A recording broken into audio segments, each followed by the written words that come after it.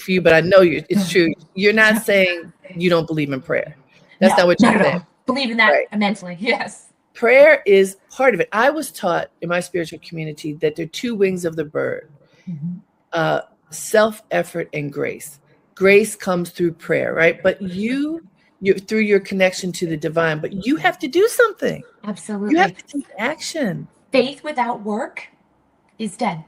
That's why I'm a highly religious person, and absolutely, prayer is a wonderful thing. It's an absolutely powerful thing. It moves and changes a lot of things, but also action. And to your point, being able to articulate exactly what you need. And here's back to something we talked about early on, the embarrassment and shame that sometimes people have when they don't have what they need. You know, you're at a certain age, and how could I possibly need money? You know.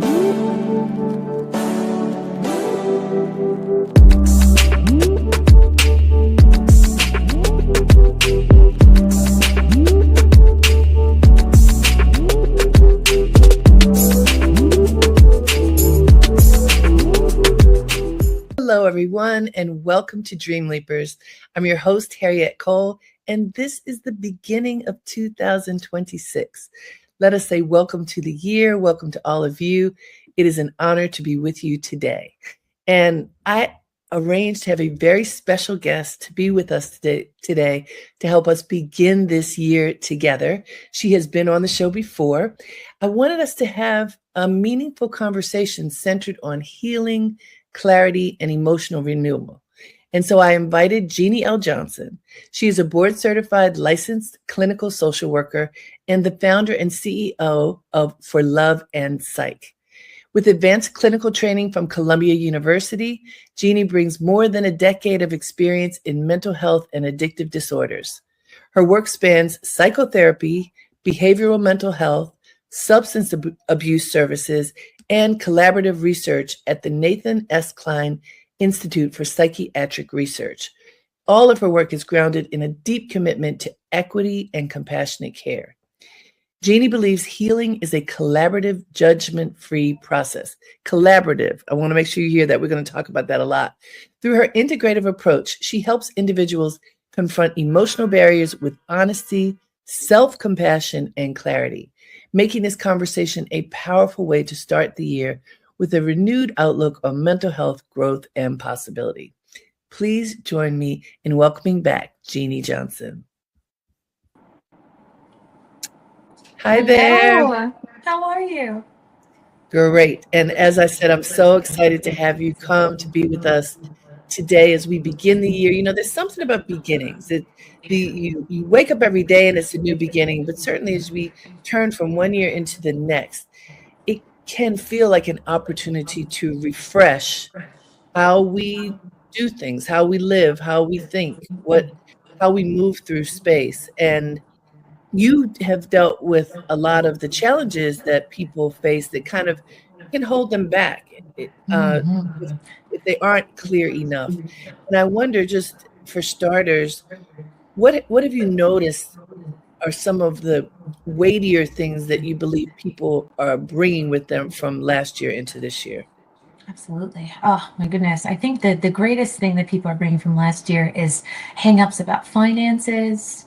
They're holding on to old relationships, so maybe friendships that aren't really making it into the new year, or relationships with family that aren't making it into the new year.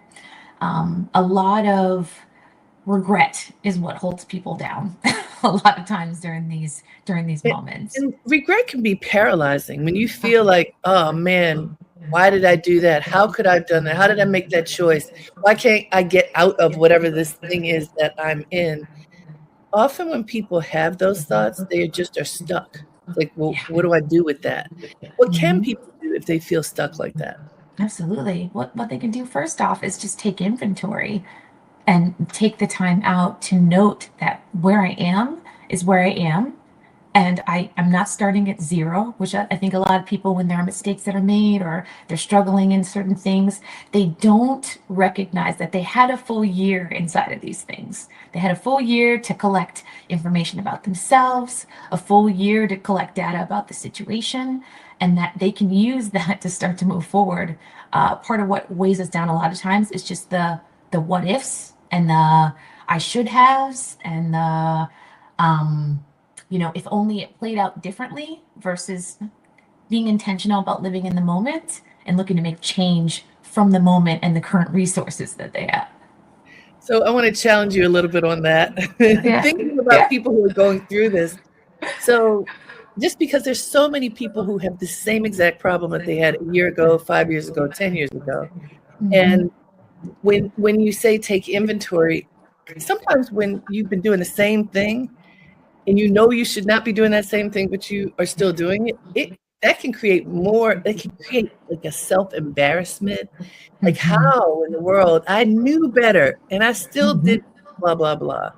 How do you get past that? That's a heavy weight.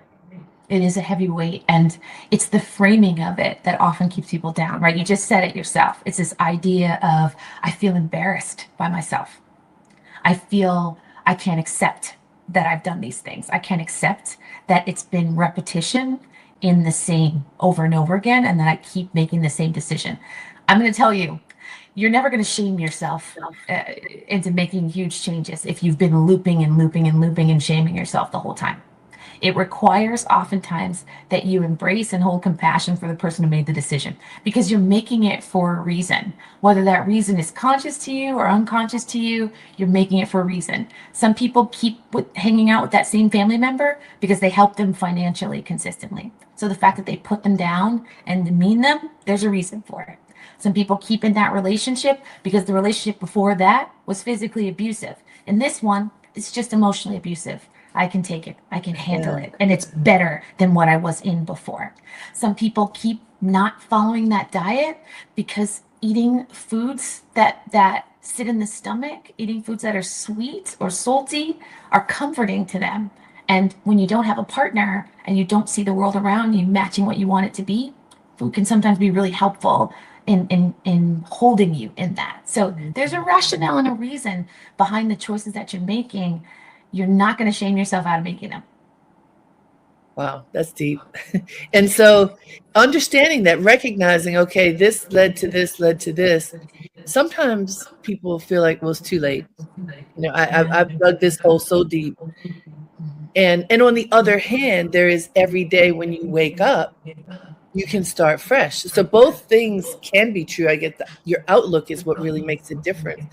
But but for people who feel like they've dug it so deep that they can't climb out, what can they do? They can do one new thing.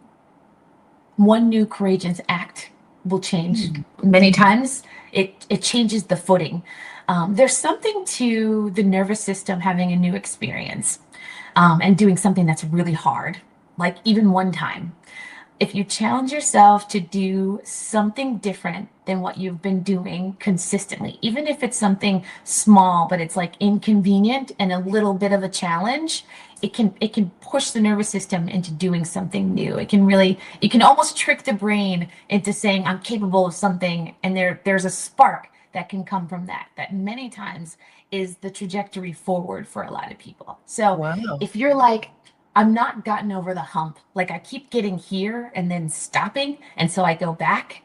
If you push yourself just a bit above that hump, sometimes it's the momentum you need to start the downhill ride. So like, let's say I've consistently struggled with, let's do eating. Cause I think at the holidays is like a big time for people who are like really, who struggle a lot with like overeating and who challenge themselves with comfort food and stuff like that. If you have started the same diet over and over again, and you get past a certain point, you're 3 days into the diet and then you start to pick up on eating the foods that are no good for you any longer. If you push yourself to day 5, you say, I'm always making it to day 3.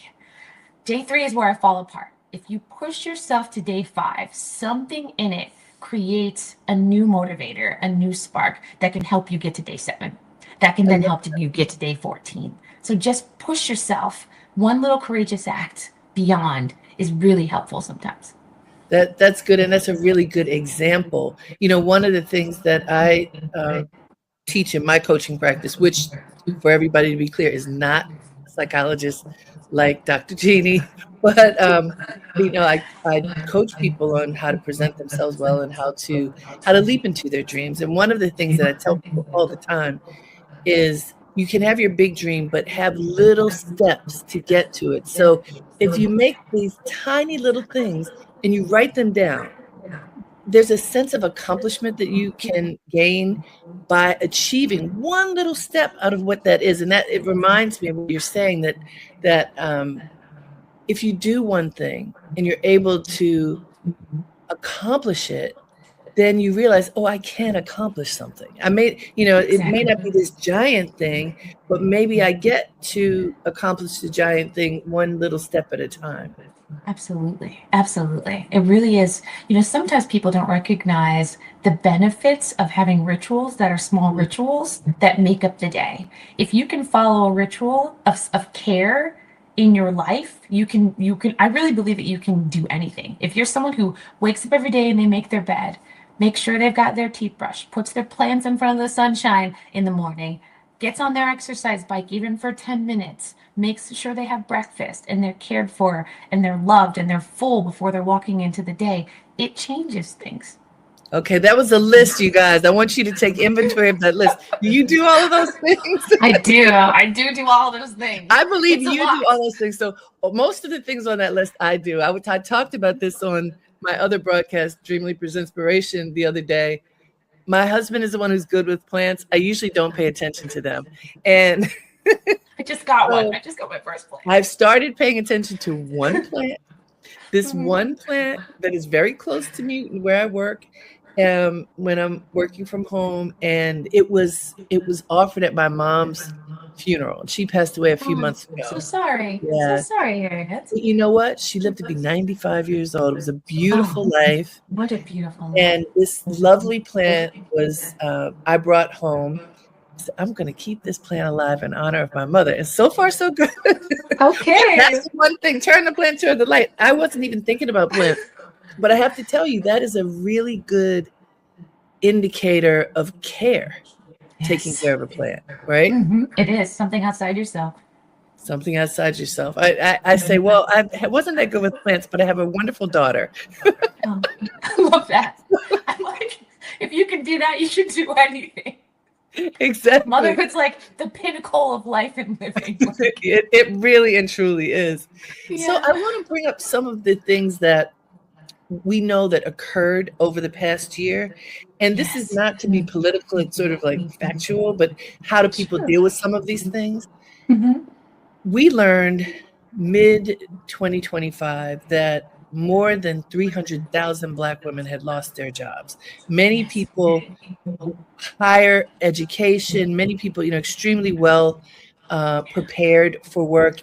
And because of the political climate, because of this shift of anti-diversity, equity, and inclusion, it impacted Black women. It also just impacted women in general, really impacted just about everyone except for white cisgender men. Yes. Mm-hmm. And, first of all, you can have your political feelings about it, but the reason that I'm not having that approach necessarily is it's a reality of, hey, if you had a job and you were making X amount of money and you're not making it anymore, what happens to your life? If you didn't lose your job, but your contracts are diminished dramatically because you used to get contracts in this field and then that field is dead. There are hundreds of thousands of people in our country who have been dramatically negatively impacted by the part of the economy that is tanked, because we know there's a part that's soaring, thriving. Yep. But the part that has tanked. How do people keep positive when they don't know if they're going to be able to keep their house? They don't know whether they're going to be able to put food on the table. When these things are facts, it's not just a talking point in the news. It impacts you directly. Absolutely. So I love that the question is, how do people keep positive? I love that. That's a wonderful thing. But we always want to shy away from this very toxic positivity, right? This idea of I always need to find a rose, I always need to find some type of a sunshine spin on something that is as outrageous, right? So I think that the way people keep positive is by being balanced. Mm. Balance is everything. So if I can see a situation and a circumstance for what it is and for how horrible it is and for how it is affecting me, how it creates a negative effect over my life and how it's changed and shifted the way I need to be in the world, if I can hold honesty and space for that and vulnerability in that, I'm certainly much more able to maintain my container of positivity because I've kept a balance. You know, our emotions are a spectrum, our experiences are a spectrum.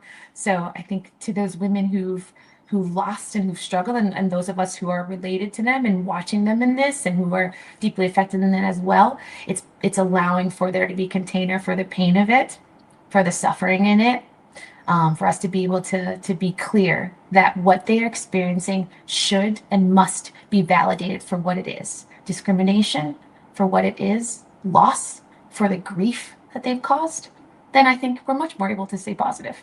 Yeah. I like hearing that. Hey guys, this is Dream Leapers with Harriette Cole. We're talking with Jeannie Johnson, looking at the forecast for how we can move into the new year with as much health, mental health, spiritual health, how we can walk into this year really owning who we are and claiming the best for ourselves. I think of the people who I've talked to who are in these tender spaces. What am I going to do this year? It's been really tough. How do I, and you talk about balance, and balance is very important. And I love the idea of, like, don't trick yourself into thinking that something is great if this is not a great moment. I Yeah. spoke to an African-centered psychologist recently, Uh-huh. and he had a great perspective. Rather than looking at the way that traditional psychology has you think, he said, if you look from an African-centered point of view, we're looking at community, we're looking at fellowship, we're looking at, really, it's like the hug rather than the kill or be killed. And that Yes.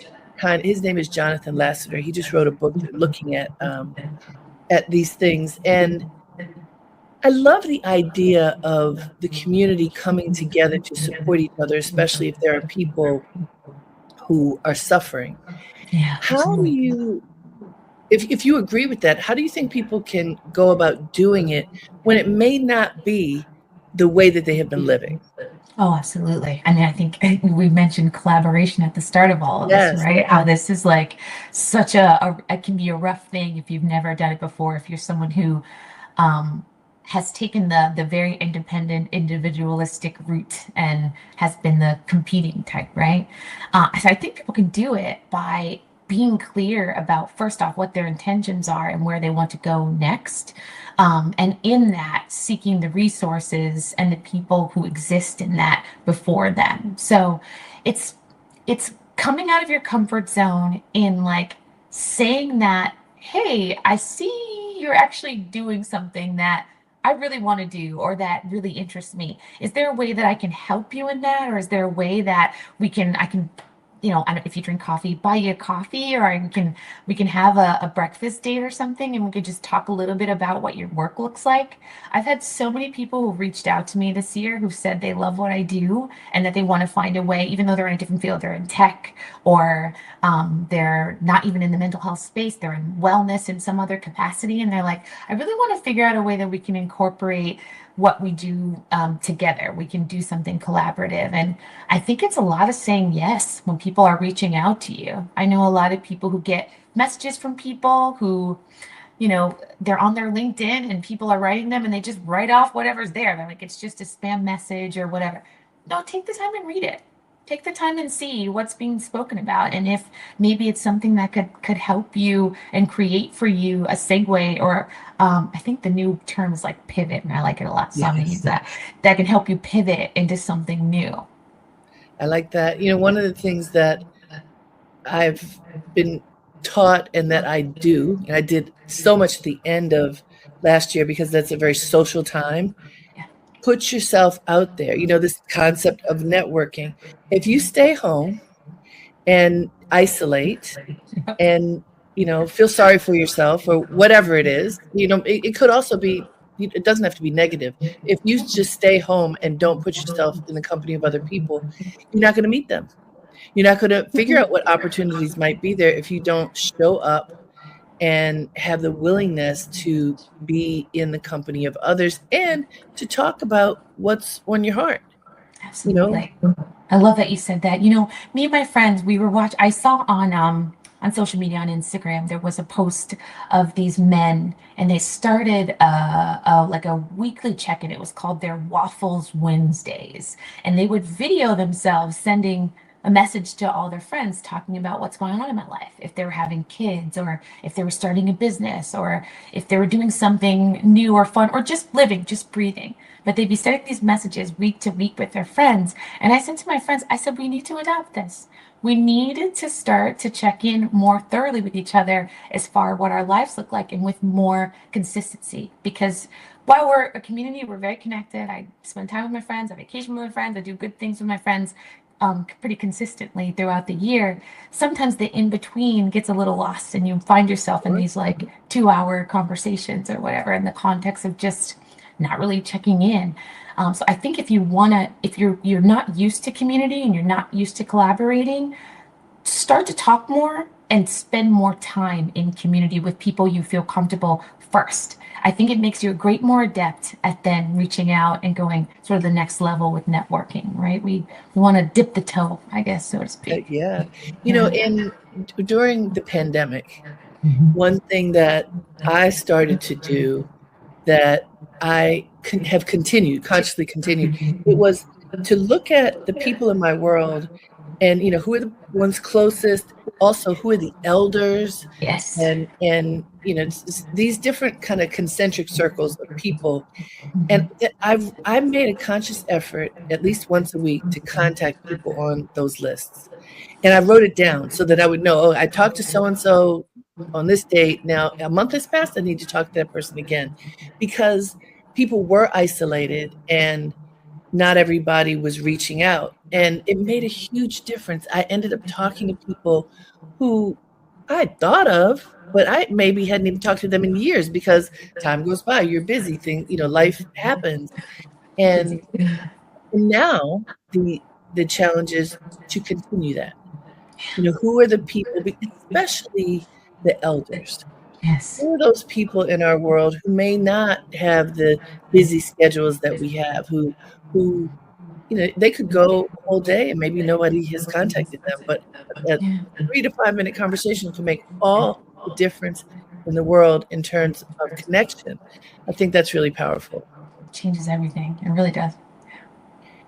And so as we're talking, I've thought of another thing just in terms of the collaboration piece, that this is an old story, but about someone who I care about very much. You may have heard of her. Kayla Angela Davis is a woman who worked with me at Essence years ago and has gone on to do so many things.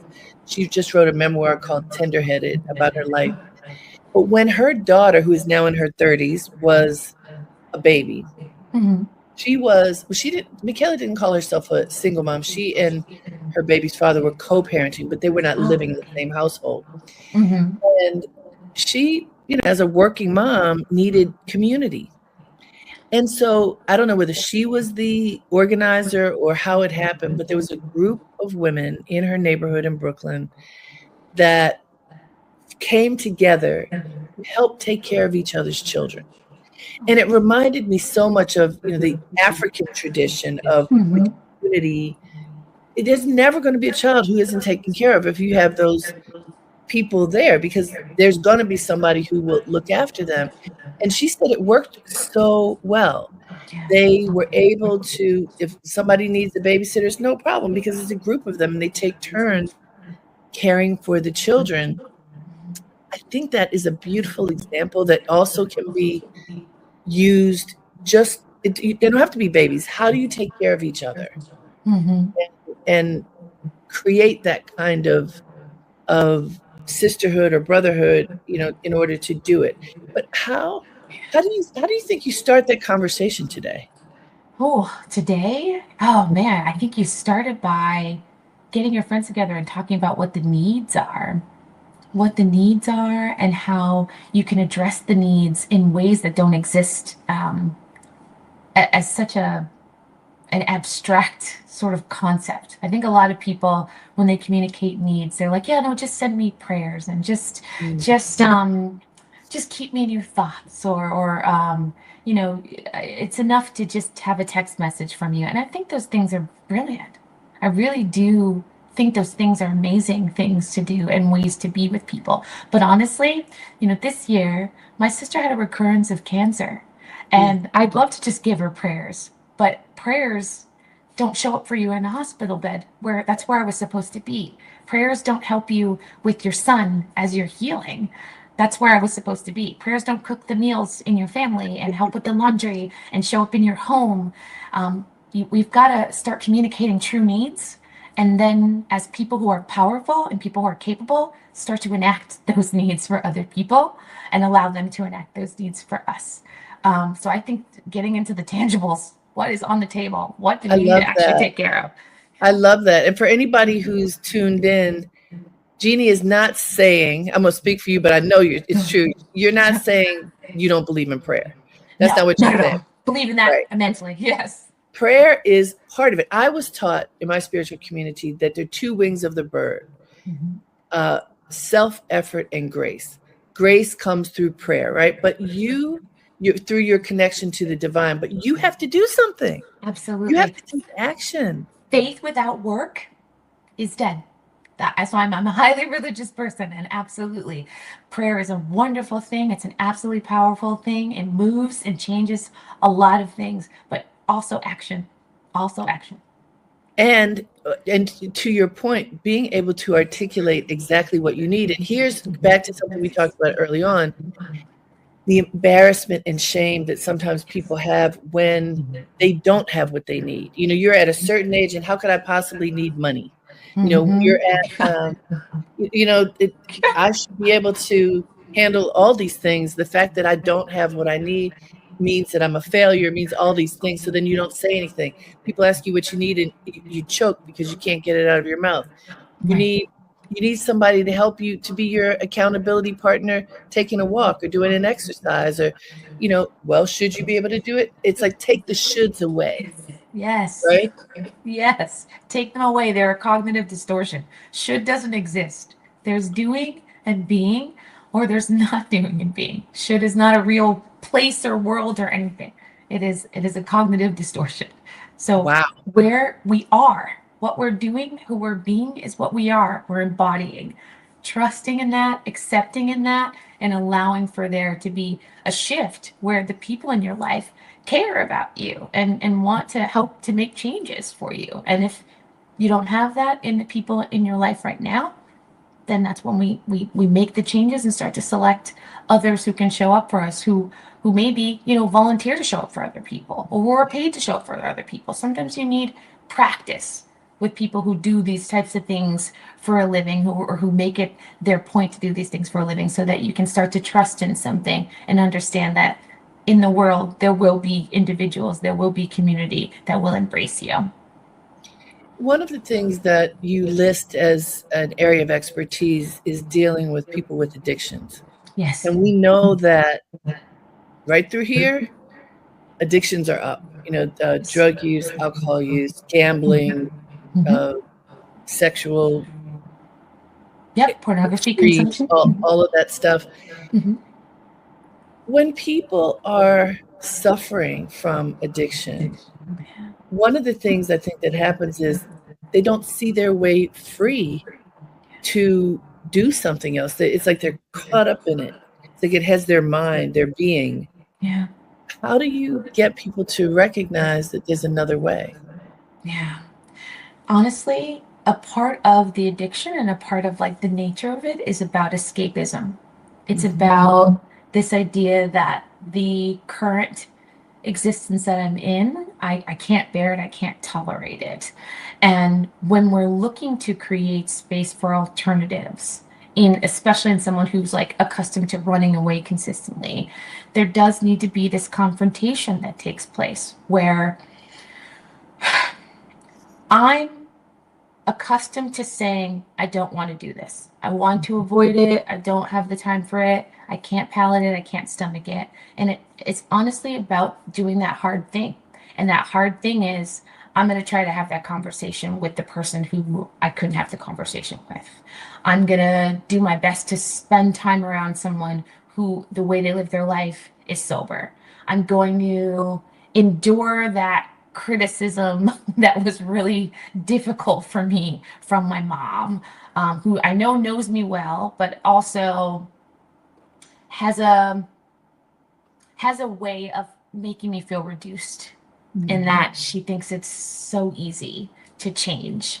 I'm going to actually push myself to spend that time in that reality. Like we are looking so often to avoid. That's what substance abuse is. It's this constant avoidance of the reality. And so if you're looking to change and see a new way, you have to start to confront yourself inside of the reality.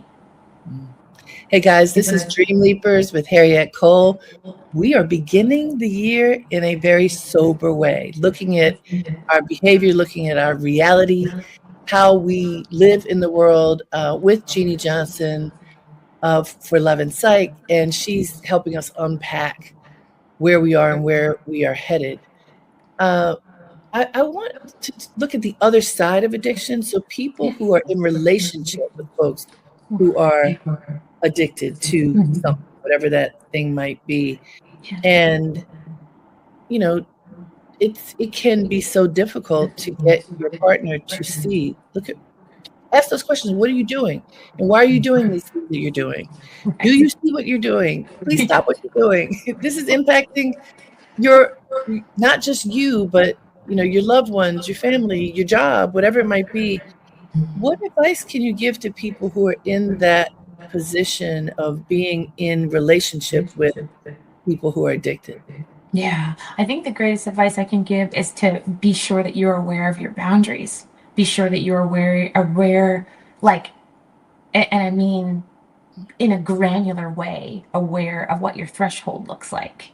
I think many people who are in relationships with those who are struggling with addiction have a really hard time with understanding how they've enabled the condition through this very passive and accepting way of being.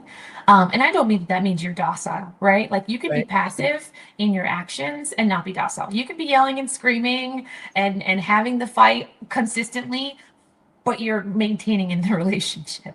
But you're, continuing to set boundaries and then relax those boundaries, or never set boundaries at all, and you're continuing to simply wing it.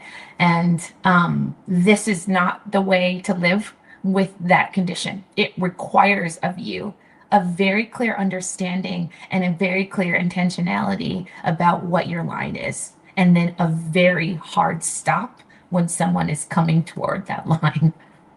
Okay, so let's look at that. And going back to what you said in the beginning, that a lot of people are dealing with emotionally and reality wise, is finances. So a lot of people stay in relationships, whether they're love relationships, committed at home relationships, work relationships, keeping a job, keeping whatever those relationships are, because they don't think they can afford to leave them. Because if I leave this house, I may have to live in a shelter. If I if I leave this job, I may not ever get another job. And these days, because so many people have lost jobs, it's not an unfair thought to think I may not get anything else. I'm older, there's no job for me. Whatever those thoughts are that then butt up against, but I'm in relationship with someone where it's unhealthy. Help us figure that one out, please. I will help you. I will help you by telling you that consequences are not something we can avoid. When we have a line, we're not following that line based on what the consequences will be. We're following that line so that we create trust within ourselves, and that we know that no matter what's happening around us, we've drawn a line that we are going to respect in ourselves. And so if that line means I may live in a shelter, we're going to go and live in that shelter. If that line means I'm going to have to beg my family to stay with them for a fixed amount of time until I can get back on my feet, and I'm going to be embarrassed about it, I'm going to endure that because I've reached my line. If that line means I'm going to lose the job and I can't be sure if I'm going to get a new one or if I'm going to have to create something for myself to sustain in this world, I'm going to honor the line, because the line is what honors the trust in myself to protect myself and keep myself safe. And I know it's difficult because people are like, Jeanni, that's not realistic. It is realistic. People live in shelters every day and they overcome it. It is realistic. People have had to quit their families. They've literally had to quit their families. They've had to say, I cannot stay here. I cannot thrive here. And they've had to move away and they've had to find a new circle, and they've done it. People have had to leave jobs and then they've become entrepreneurs and created their own things. It is that hard thing, doing the hard thing that doesn't feel good, that oftentimes is what changes your life. So yeah, it's going to be difficult. You're going to be really uncomfortable and you may be scared and frustrated and frightened, but a part of your humanity is deciding, do I want that smoke or do I want to stay where I am and keep having exactly what I've had until at some point it breaks, because it will. That's just addiction. I love those examples, Jeanni, and I think of some people I know who fill those examples. So one person, a very close friend of mine, who fell upon hard times and ended up living in a shelter, I think for 2 years, a man. Mm-hmm. While in the shelter, he got his master's degree. I'm like, okay, he had started the program. He said, okay, this has happened to me. I'm not giving up. This is where I lay my head at night for however long I have to lay my head there. But I am going to live my life and build and grow. He is such a great example because he did it. Of course, it was difficult for him. Of course, there was shame around it. But more than shame was a list of goals. Mm-hmm. And he kept to those goals, and look at what happened. Another friend of mine, so this is something that happens to people, but I think it's a good example. She didn't walk away, but she was fired from a very lucrative job in corporate America. This is a few years ago. Mm-hmm. And I think the shock of it at first was like, oh my goodness, I'm crumbling.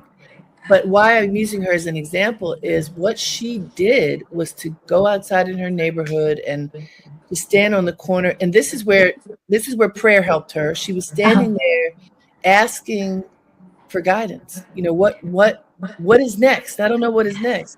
And as she's looking in her neighborhood, she saw a storefront that was empty. Mm-hmm. She said, I need to have that space.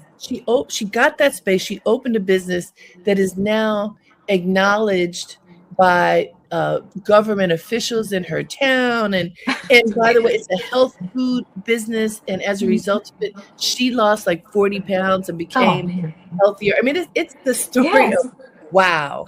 It is possible. It is possible to really change even under the most dire of circumstances.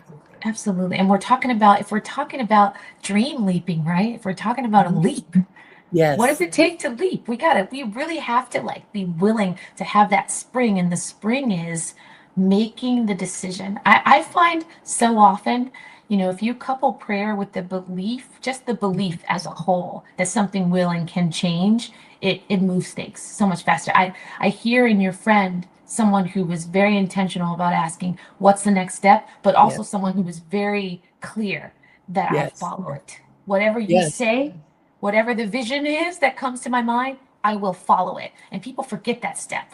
They will hear a million times. They'll pray and they'll hear a million things, and they will not follow up with even one of those things.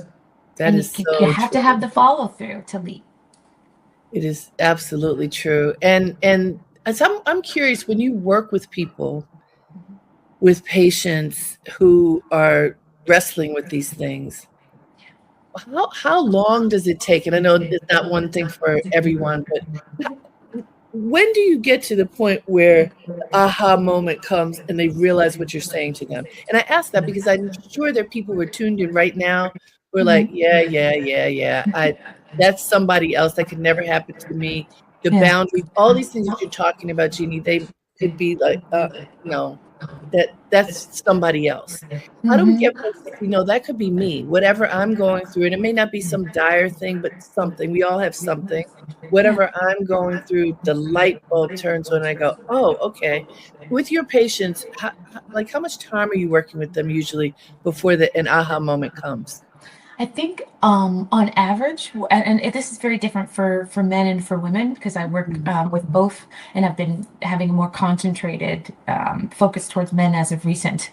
Um, and I think that with most women, I see changes very quickly. Mm, Um, they tend to come to me and they are so disrupted. They feel so much angst and so much disruption in how they've been choosing to live life that they're just like very ready for like someone to right. come in and say, okay, I see the disruption, I see what it's doing to you, and here are some areas where I feel if you just shifted a little bit, it would make big change. And they start implementing. Like I've had women who I've worked with, and after 6 months, they were not in a relationship. They're in a relationship now. They're engaged. They're buying a house. It just goes really, really, really, very quickly. I find sometimes with men that I work with, it's a bit more slow. So I can say on average, I've worked with men and I haven't seen change until 6 months into a year in. And I Mhm. think that happens to be I could attribute that to a couple things. I think the first is just being having work with a woman and how there's just a difference in the way that the language is, and we sort of got to find a common language. And then I think it's also just a trust factor. Many men are very conflicted about getting help, and especially getting help in their identities as providers and in provision. So it takes them a while to like, I think, lock in. So, but the women I see very quickly, I can see within like 3 months a huge overhaul in their life. But it also depends on the issue. You know, when an issue is a deep-seated traumatic issue, it takes a lot more time than when an issue is a ritualistic issue. So some pattern that I'm in per se that it's not necessarily rooted in trauma. It may be rooted in something else, like experiences that aren't necessarily traumatic experiences. They're experiences where feedback came in that created a distortion, if that makes sense. Could you give an example of what you mean, just so we can Yeah. follow that? Oh, absolutely. So, a traumatic experience might be something where, let's say, a parent was highly neglectful in your lifetime. And so you develop this extreme hyper independence, right? That's a Mm, pattern. Hyper independence is a pattern, of course, but it is rooted in a trauma. Something wasn't there, it didn't exist for me. And so I had to create it for myself. Versus, I'm someone who is consistently, I work hard all the time. I've worked hard, very hard, and then something happened in my job where someone was taking credit for my work. Not necessarily a traumatic experience, but I experienced it and I got feedback from it. And maybe the feedback shifted the way that I show up. So instead of me advocating for myself and ensuring that my work got my label, got my name on it, what I started to do is I just started to work even more hard. I got even more intense about it. And that is a pattern behavior that came, but didn't necessarily arise from some hugely traumatic experience. It just happened from something that we experience sometimes and it curved, the way we show up. Does that make sense? yeah, it does. Uh, you mentioned just how I find that when I talk to men, many men are like, "I'm not going to therapy." Yeah, exactly. Like, are you kidding me? I'm not doing that. How do you get people to come to, like, get them to the water and will you drink? How do you get people to come to therapy and to be open to it so that there is an opportunity for them to grow? Yeah, I think the way I get them to come is just by marking it as a look into what's happening in their life. I'm specifically focused towards entrepreneurs at this time in my career.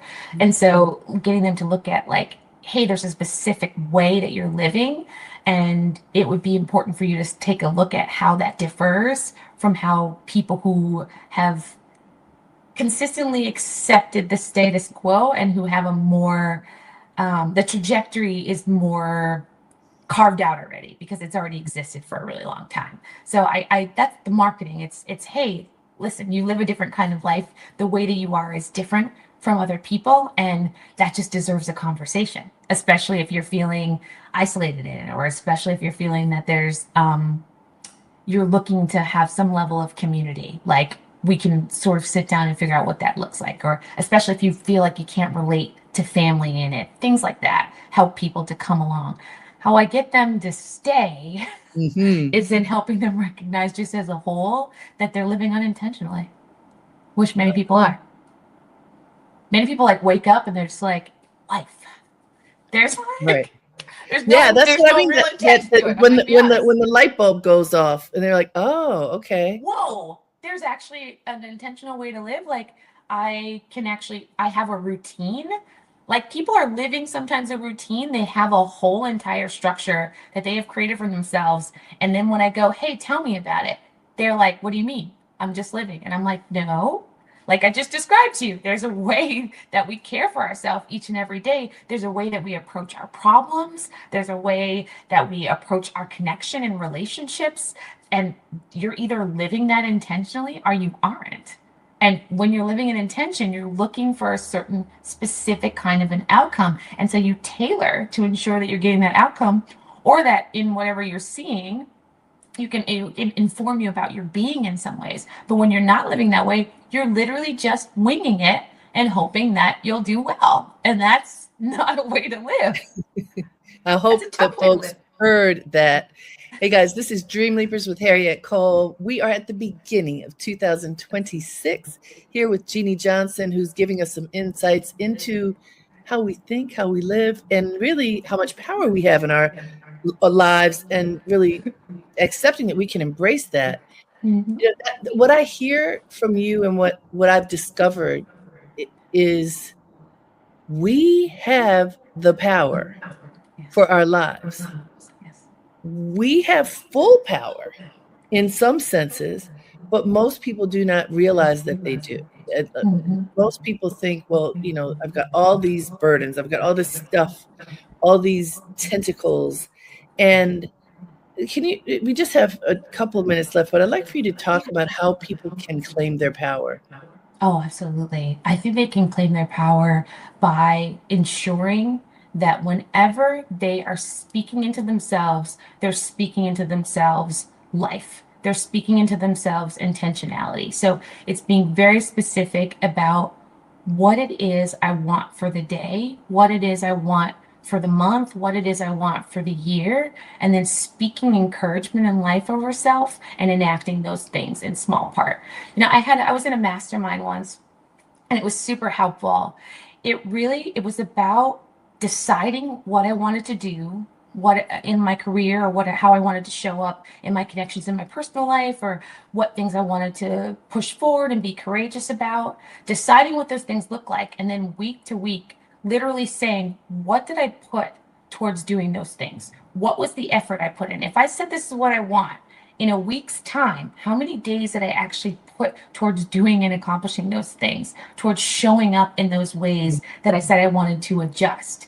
And when you make it a figure, when you make it a literal situation that you're calculating and you're paying attention to, you cannot turn away from it. The numbers don't lie. Either you spend 7 days doing these things or you spend 0. Right. That's it. That's it. So either you want it or you don't want it.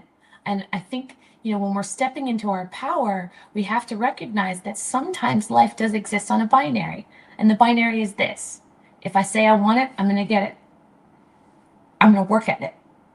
Right. If I say I don't want it, if I'm saying I don't want it, I'm saying that by not doing. I'm saying that by not following through. I want it or I don't want it.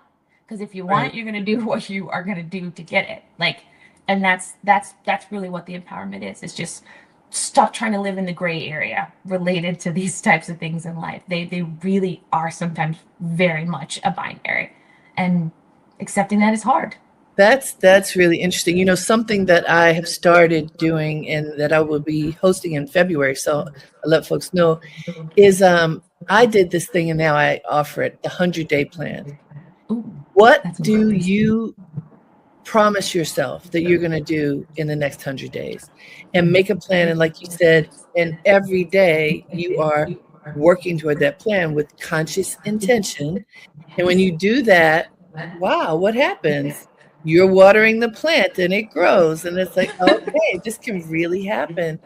And I did it a couple years ago and had such a positive impact of just being intentional every single day that I now offer it through Dream Leapers.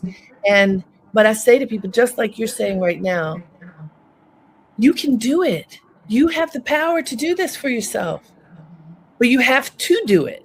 Yes, you have to do it, and You have you to do have it. to keep your mind on doing it and that you can do it. I think people get very caught up in um, they're putting effort, and then the effort doesn't manifest immediately in their world, and so they're like, it's not working. But I promise you, it is working. Every day that you drink water, every day that I love using the plant, every day that you Do it. water the plant, every day you put the plant in front of the sunshine, every day you're keeping your eyes on something and caring for something, it's growing and it's changing. And if it isn't growing and changing, you have the ability to shift because you're keeping your eyes on it. So you can take a different trajectory in what you're doing. And that is helpful. But when you're taking your eyes off of it and continuously pushing yourself backward, you're going to go backward. And That's then you end up a year later like, oh, I said I was going to do that and I didn't do it. So none of us wants to be in that position anymore. Thank you so exactly. much, Jeannie, for guiding us Welcome. along this path. It's always wonderful to talk to you, but I love beginning the year in this way, letting us Yeah. know how powerful we are. It's been my pleasure. Thank you for having me. I'm hoping for great things for everyone this year, and I know that you're going to do it. And how can people reach you? Oh, sure. Well, they can reach me on Instagram at For Love and Psych. They can reach me on my website. It's forloveandpsych.com. And they can reach me on via email at info@forloveandpsych.com. And Perfect. yeah, And I'd your love to talk to you. practice is online, correct? It is. It's all remote. It's been remote for several years now since the pandemic. So Beautiful. Well, thank you so much. Happy New Year to you. Thank you for happy New being with Year. us. And Thank we'll you, see Harry. you Happy New again Year. soon. Thank you. Thank you. Take care. All right. And thank you to all of you. Thank you for joining as we begin this new year. I hope that you feel empowered after listening to Jeannie Johnson.